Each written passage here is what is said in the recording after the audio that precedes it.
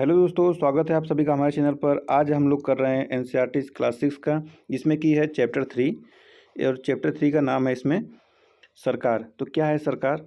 और इस बुक का नाम है इसमें सामाजिक एवं राजनीतिक जीवन। तो चलिए इसमें देखते हैं। ये पॉलिटी सेशन है। देखिए यहाँ लिखा है, एक कार्टून बनाया गया है। मैंने उससे छोटी माला बनाने के लिए कहा था। वो बहुत दुबले पतले बूढ़े व्यक्ति हैं। इतनी भारी माला का वजन संभाल नहीं पाएंगे। हाल बुरा नहीं है। ज़रूर पास के किसी गांव में नल से पानी आ रहा होगा। देखिए यहाँ पर ऐसे बनाया गया है। यहाँ पे लिखा है, आर के लक्ष्मण जी लिख रहे हैं, लोकतंत्र में एक कार्टूनिस्ट का काम है कि वह कार्टूनों के जरिए अपने अधिकारों का प्रयोग आलोचना करने, व्यंग करने तथा राजनेताओं की गलतियों को ढूंढने के लिए करे। तो अब यहाँ पे देखिए चैप्टर 3 है, सरकार क्या है, इसके बारे में है।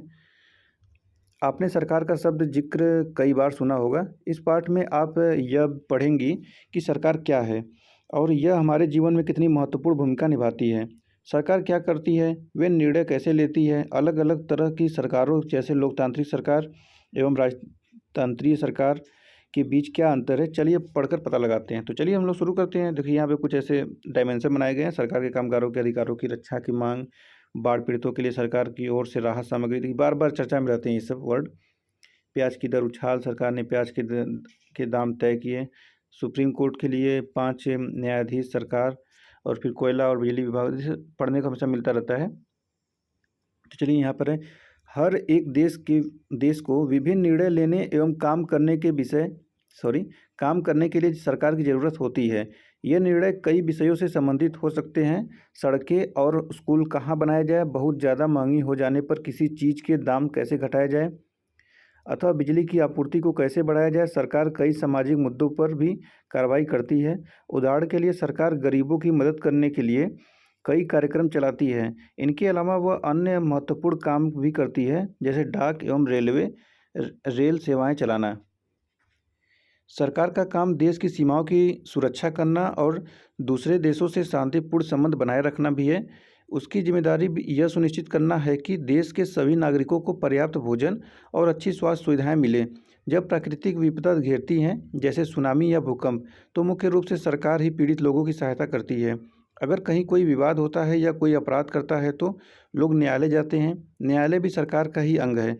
शायद आपको यह जानकर अचरज होगा कि सरकार इतना सब कुछ कैसे कर पाती है और सरकार के लिए इन कामों को करना क्यों ज़रूरी है। जब लोग इकट्ठे रहते हैं और काम करते हैं तो कुछ हद तक एक व्यवस्था की ज़रूरत होती है, जिससे आवश्यक निर्णय लिए जा सकें। कुछ नियमों की ज़रूरत होती है जो सब पर लागू हो। उदाहरण के लिए संसाधनों के नियंत्रण और देश की सीमा की सुरक्षा की ज़रूरत होती है, ताकि लोग सुरक्षित महसूस कर सकें। लोगों के लिए सरकार कई तरह के काम करती है। वह नियम बनाती है, निर्णय लेती है और अपनी सीमा में रहने वाले लोगों पर उन्हें लागू करती है। देखिए कुछ सरकार के अंग है, जैसे कि यहाँ इस दूसरे लेफ्ट साइड दिया है सुप्रीम कोर्ट, और राइट साइड दिया है इंडियन रेलवे के बारे में दिया है। तो देखिए सब सरकार के कुछ अंग हैं। आगे चलते हैं, सरकार के स्तर। तो क्या है सरकार के स्तर? अब आपको पता है कि सरकार कितनी सारी अलग अलग चीज़ों के लिए जिम्मेदार है। तो क्या आप सोच सकती हैं कि सरकार ये सारे इंतजाम कैसे करती होगी? स्थानीय स्तर पर, राज्य के स्तर पर एवं राष्ट्रीय स्तर पर। स्थानीय स्तर का मतलब आपके गांव, शहर या मोहल्ले से है। राज्य सरकार का मतलब है जो पूरे राज्य को ध्यान में रखे, जैसे हरियाणा या असम की सरकार पूरे राज्य में काम करती है। मानचित्रों पर देख सकते हैं राज्य हम लोग कैसे हैं। जैसे कि उत्तर प्रदेश में है, जैसे कि यहाँ पे हैं योगी आदित्यनाथ, तो कैसे पूरे राज्य को संभालते हैं। लेकिन केंद्र में पीएम नरेंद्र मोदी हैं, तो वो पूरे देश को देखते हैं। तो वैसे ही यहाँ पे कहा जा रहा है कि राज्य स्तर का मतलब है जो पूरे राज्य को ध्यान रखे, जैसे हरियाणा, असम, उत्तर प्रदेश हो गया, हिमाचल प्रदेश हो गया, ऐसे वैसे सारे।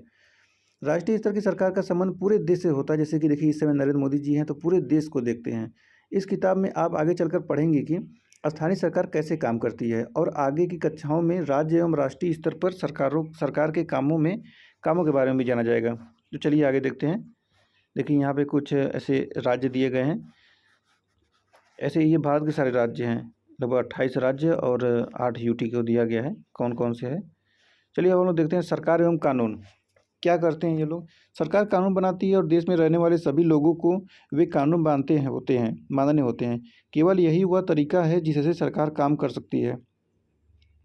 सरकार के पास जैसे कानून बनाने की ताकत होती है, वैसे ही यह ताकत भी होती है कि लोगों को कानून मानने के लिए बाध्य करे। अगर एग्जाम्पल के रूप में देखें तो एक कानून है कि गाड़ी चलाने वाले के पास लाइसेंस होना चाहिए।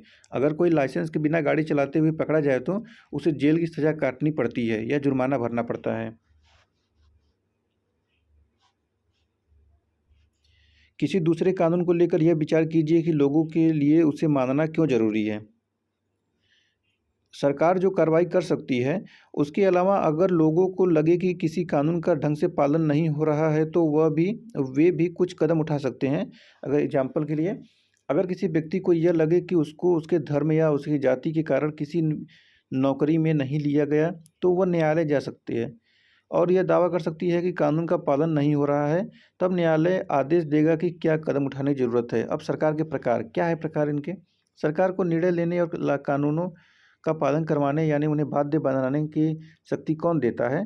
तो इस प्रश्न का उत्तर इस बात पर निर्भर करता है कि उस देश में कैसी सरकार है। लोकतंत्र में तो लोग ही सरकार को यह शक्ति देते हैं। लोग ऐसा चुनाव के माध्यम से करते हैं। वे अपनी पसंद के नेता को वोट देकर चुनते हैं। एक बार चुन लिए जाने के बाद यही लोग सरकार बनाते हैं। लोकतंत्र में सरकार को अपने निर्णयों एवं उठाए गए कदमों का आधार बताना होता है और सफाई देनी होती है। एक दूसरी तरफ की सरकार होती है जिसे राजतांत्रिक सरकार कहते हैं। इसमें राजा या रानी के पास निर्णय लेने और सरकार चलाने की शक्ति होती है। राजा के पास सलाहकारों का एक छोटा सा समूह होता है जिससे वह विभिन्न मुद्दों पर चर्चा करती है। अंतिम निर्णय लेने की शक्ति उसी के पास रहती है, जैसे पहले होता था राजतांत्रिक, वैसे लोकतंत्र के समान राजतंत्र में राजा या रानी को अपने निर्णय के आधार नहीं बताने पड़ते और न ही अपने निर्णयों की सफाई देनी पड़ती है। अब देखते हैं लोकतांत्रिक सरकार। इसके पहले हम लोग यहाँ पे पढ़ लेते हैं इसको।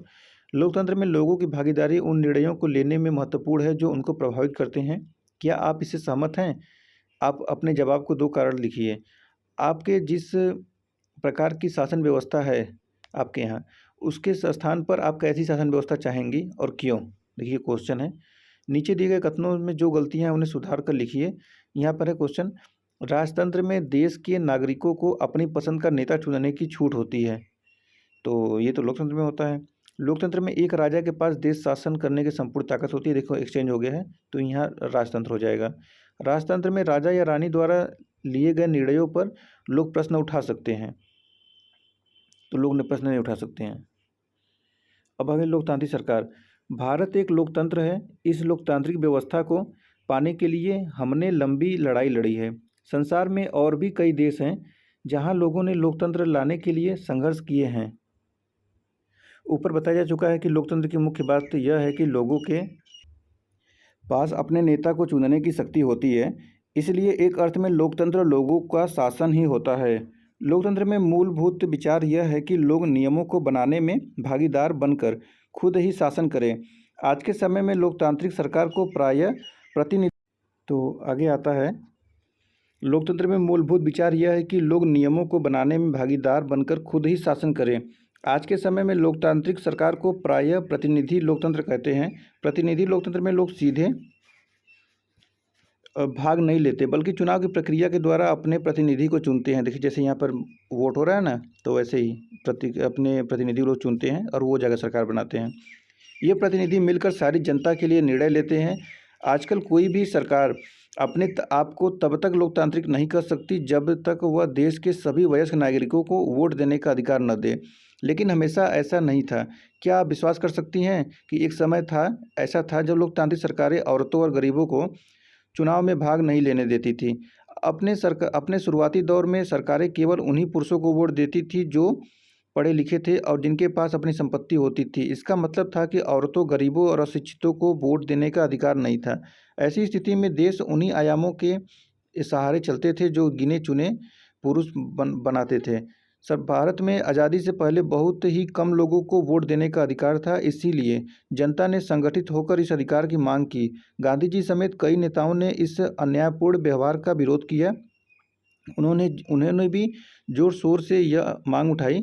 1931 में यंग इंडिया पत्रिका में लिखते हुए गांधी जी ने कहा था, मैं यह विचार सहन नहीं कर सकता कि जिस आदमी के पास संपत्ति है वह वोट दे सकता है, लेकिन वह आदमी जिसके पास चरित्र है या संपत्ति या शिक्षा नहीं है वह वोट नहीं दे सकता है, या जो दिन भर अपना पसीना बहाकर ईमानदारी से काम करता है वह वोट नहीं दे सकता है। उसने गरीब आदमी का होने का गुनाह किया। तो ऐसा गांधी जी ने कह रहे थे, आलोचना कर रहे थे। संसार में कहीं भी सरकारों ने स्वेच्छा से अपनी शक्ति लोगों के साथ नहीं बांटी है। पूरे यूरोप और अमेरिका में महिलाओं और गरीबों को सरकार के कार्यों में भागीदारी के लिए संघर्ष करना पड़ा। महिलाओं द्वारा मताधिकार के लिए किए गए संघर्ष ने प्रथम विश्व युद्ध के दौरान और मजबूती पकड़ी। इस आंदोलन को महिला मताधिकार आंदोलन कहते हैं और अंग्रेजी में इसे सफ्रेज मूवमेंट कहते हैं।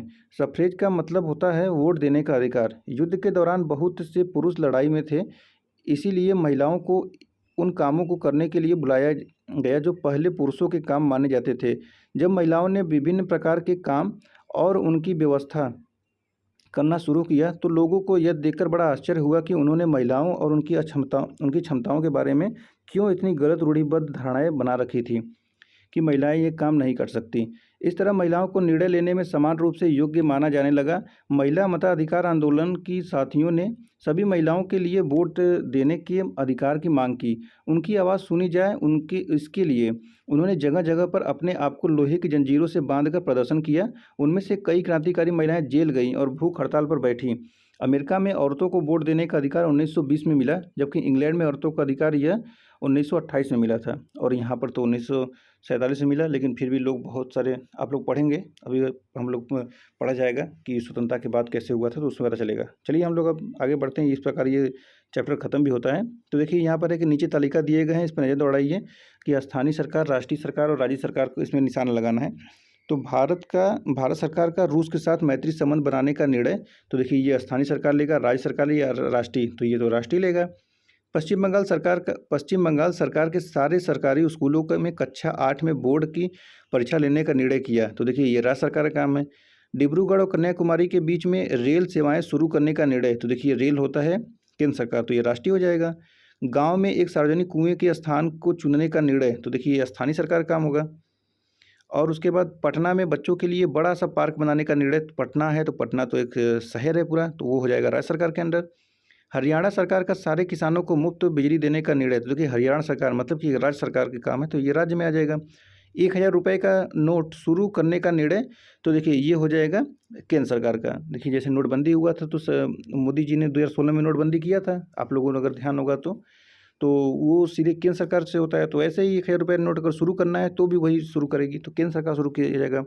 यहाँ पर अभ्यास प्रश्न है, अगर आप लोग कुछ करना चाहें तो इसको कर सकते हैं। तो चलिए अब हम लोग मिलेंगे नेक्स्ट वीडियो में, नेक्स्ट चैप्टर जो कि चैप्टर 4 होगा। तो आप लोग इसको पढ़िए 2-3 बार, और ये बहुत ज़रूरी होता है सरकार कैसे बनती है। चलिए फिर मिलते हैं नेक्स्ट वीडियो में, तब तक के लिए धन्यवाद।